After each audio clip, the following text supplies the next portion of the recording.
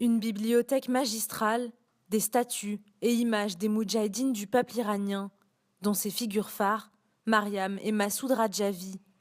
Ce lieu d'accueil pour les opposants au régime est situé à Cergy. Nous sommes à quelques kilomètres d'Auvers-sur-Oise, là où des centaines d'entre eux avaient été arrêtés en 2003 par la DST.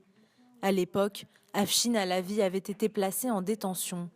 Il y avait une mise en scène totale qui était faite pour le régime iranien et donc c'est la raison pour laquelle il y avait tant de caméras. En ce qui concerne les entreprises françaises de l'époque et le gouvernement de l'époque, les intérêts allaient dans le sens des grands contrats commerciaux avec l'Iran, Total, d'autres grandes des industries automobiles, etc., qui ont fait de grosses affaires. Plusieurs années d'enquête ont finalement abouti à la reconnaissance de la légitimité de la résistance iranienne, au fait qu'il n'y avait aucune fraude financière, aucun acte de terrorisme. Nous avons gagné au moins une vingtaine de procès à travers le monde.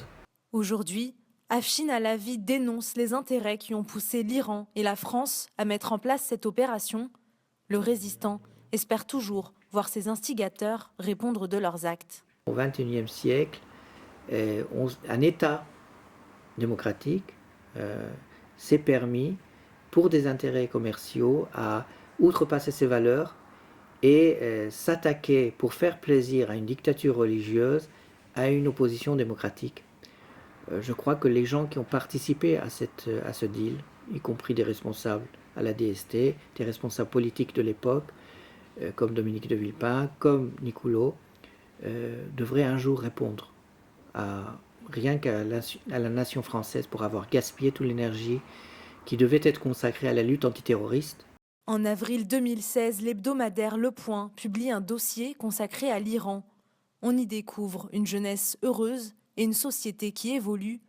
Des pages qu'Afshin Alavi qualifie de publicité touristique et mensongère. Ce dossier est extrêmement décevant et pour utilise les images de la vivacité du peuple iranien pour prétendre que le régime iranien est une puissance, une superpuissance qui monte. C'est le contraire. Le régime n'est pas une puissance, c'est un régime dictatorial qui est en train de s'effondrer.